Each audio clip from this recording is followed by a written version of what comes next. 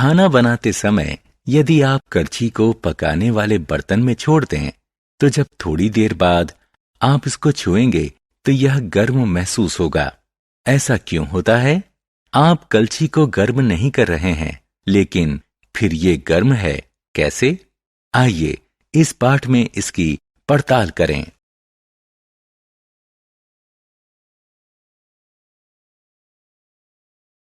उद्देश्य।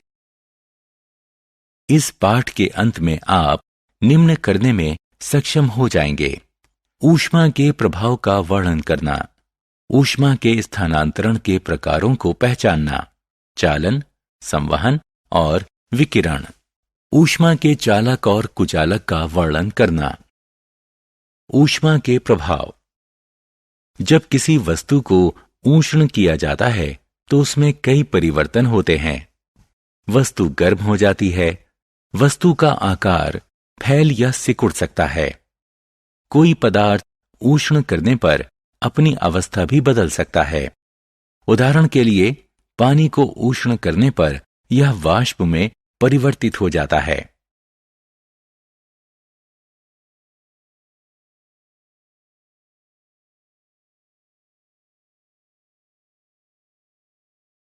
ऊष्मा का प्रभाव। ताप में परिवर्तन। गर्म करने पर हम ताप में परिवर्तन देखते हैं।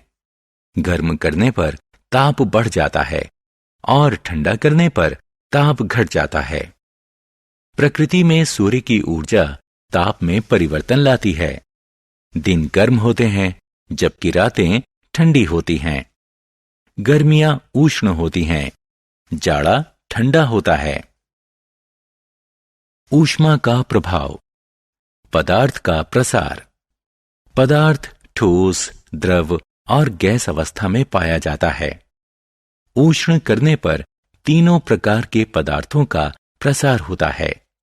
पदार्थ का प्रसार निम्न बातों पर निर्भर करता है: वह ताप जिस पर इसे गर्म किया जा रहा है। इस स्थिति में जब हम प्लेट को गर्म करते हैं तो जितना ज्यादा ताप होगा उतना ज्यादा प्रसार होगा। पदार्थ का प्रसार गर्म किए जा रहे पदार्थ के आकार पर भी निर्भर करता है। प्लेट या गेंद जितनी बड़ी होगी, ताप बढ़ने पर उसका प्रसार उतना ही अधिक होगा। गर्म किए जा रहे पदार्थ की प्रकृति प्रसार में महत्वपूर्ण भूमिका निभाती है। जैसे तांबा ताप बढ़ने पर लोहे से ज्यादा फैलता है। द्रव और गैस तरल होते हैं, ये गर्म करने पर फैलते हैं। गैस में प्रसार ठोस और द्रव की तुलना में बहुत ज्यादा होता है। पदार्थों के प्रसार का उपयोग। आइए दैनिक जीवन में ठोस पदार्थ के तापीय प्रसार के व्यवहारिक उपयोग देखें। बैलगाड़ी के लकड़ी के पहिए पर लोहे का हाल गर्म करके लगाया जाता है। जब धातु ठंडी होती है तो यह लकड़ी के पहिए को मजबूती से जकड़ लेती है।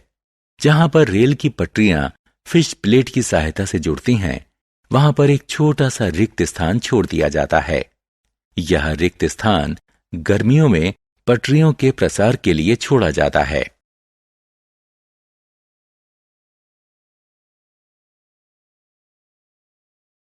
ऊष्मा का प्रभाव। भौतिक परिवर्तन। आइए अब देखें कि ऊष्मा पदार्थ की अवस्था में परिवर्तन कैसे लाती है। ऊष्ण करने पर ठोस द्रव में और द्रव गैस में परिवर्तित हो जाता है। इसके विपरीत ठंडा करने पर गैस उष्णता खोकर द्रव में परिवर्तित हो जाती है और द्रव उष्णता खोकर ठोस में परिवर्तित हो जाता है। वह ताप जिस पर ठोस पदार्थ द्रव अवस्था में परिवर्तित हो जाए उसे उसका गलनांक कहते हैं। बर्फ का गलनांक 0 डिग्री सेल्सियस है। वह ताप जिस पर द्रव उबलने लगता है और गैस में परिवर्तित होने लगता है उसे उसका क्वथनांक कहते हैं। जल का क्वथनांक 100 डिग्री सेल्सियस है। ऊष्मा का स्थानांतरण। आपने शायद ध्यान दिया हो कि जब स्टोव जल रहा होता है तो कमरे की वायु थोड़ी गर्म हो जाती है। यदि इस वायु को एक खुली खिड़की से बाहर आने दिया जाए तो यह धीरे धीरे ठंडी हो जाएगी। खाना बनाने के बर्तन में छोटी करछी गर्म हो जाती है। ये उदाहरण दर्शाते हैं कि उच्च ताप पर वस्तुएं ऊष्मा निर्मुक्त करती हैं और परिणाम स्वरूप उनका ताप गिर जाता है। जब वस्तुएं ऊष्मा प्राप्त कर लेती हैं तो उनका ताप बढ़ जाता है। विभिन्न तापों पर वस्तुओं में परस्पर ऊष्मा का परस्पर विनिमय होता है। ऊष्मा के स्थानांतरण के प्रकार। ऊष्मा का बहाव एक निश्चित दिशा में होता है, यानी ज्यादा ताप वाली वस्तु से कम ताप वाली वस्तु की तरफ होता है। जैसे पानी ऊंचाई से नीचे की तरफ गिरता है। एक स्थान से दूसरे स्थान तक ऊष्मा के स्थानांतरण के 3 प्रकार हैं। ये प्रकार हैं चालन, संवहन और विकिरण।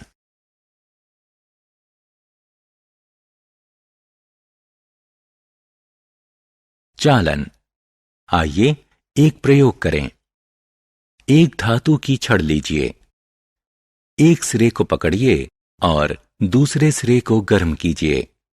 शुरुआत में छड़ का सिरा गर्म नहीं है, हालांकि बहुत जल्दी हम पाते हैं कि छड़ का सिरा गर्म हो गया है और हम छड़ को अब पकड़े नहीं रह सकते।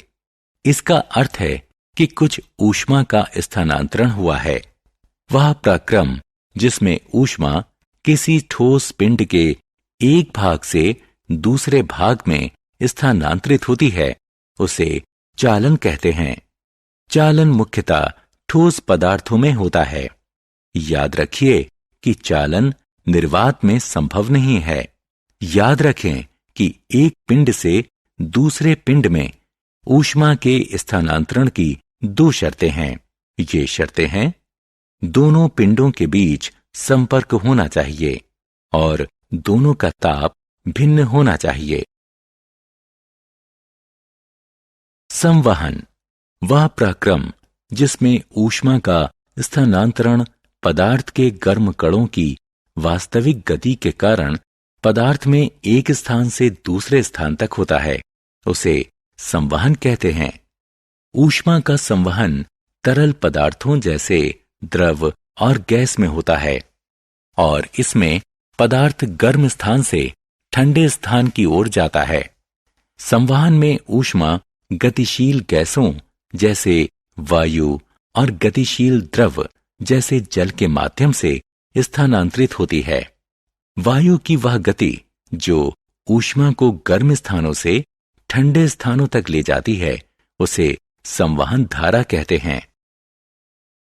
विकिरण एक तीसरा प्रकार भी है जिससे ऊष्मा गर्म पिंड से ठंडे पिंड में जा सकती है। स्थानांतरण के इस प्रकार को संवहन कहते हैं और इसे दोनों पिंडों के बीच किसी माध्यम की जरूरत नहीं पड़ती। सभी गर्म पिंड ऊष्मा विकिरित करते हैं। गर्म पिंड अपने चारों तरफ ऊष्मा की किरणों का विकिरण करता है। सूर्य की ऊष्मा हम तक विकिरण के माध्यम से पहुंचती है। ये कई लाख किलोमीटर की दूरी तय करके पृथ्वी तक पहुंचती है। जब ये ऊष्मा किसी पिंड पर पड़ती है तो इसका कुछ हिस्सा परावर्तित हो जाता है, कुछ अवशोषित हो जाता है और कुछ भाग प्रसारित हो जाता है। अवशोषित हिस्से के कारण पिंड का ताप बढ़ जाता है। बादलों वाली रात साधारण रात से गर्म होती है। जब आसमान साफ होता है तो ऊष्मा का विकिरण वायुमंडल में चला जाता है, लेकिन बादलों की उपस्थिति के कारण यह तापीय विकिरण परावर्तित होकर पृथ्वी पर वापस आ जाता है और हम गर्म महसूस करते हैं। थल समीर और समुद्र समीर। उष्णता में भिन्नता के कारण समीर उत्पन्न होते हैं। आइए थल समीर और समुद्र समीर के कारण जानें। दिन के समय थल समुद्र के जल से ज्यादा गर्म होता है। थल की गर्म हवाएं ऊपर उठ जाती हैं और समुद्र की तरफ की ठंडी हवाएं किनारे की तरफ चल देती हैं। यह समुद्र समीर होती है। रात में ठीक उल्टा होता है। जल थल की तुलना में देर से ठंडा होता है, अतः थल से ठंडी हवाएं समुद्र की तरफ चल देती हैं। इसे थल समीर कहते हैं।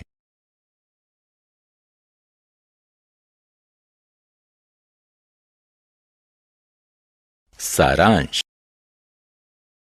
आइए हमने जो कुछ सीखा है उसे संक्षेप में दोहराएं। ऊष्मा के स्थानांतरण के 3 प्रकार होते हैं। ये प्रकार हैं चालन, संवहन और विकिरण। ठोस पदार्थों में सामान्यतः ऊष्मा का स्थानांतरण चालन द्वारा होता है। द्रव और गैस में ऊष्मा का स्थानांतरण संवहन के द्वारा होता है। विकिरण द्वारा ऊष्मा के स्थानांतरण के लिए किसी माध्यम की आवश्यकता नहीं होती।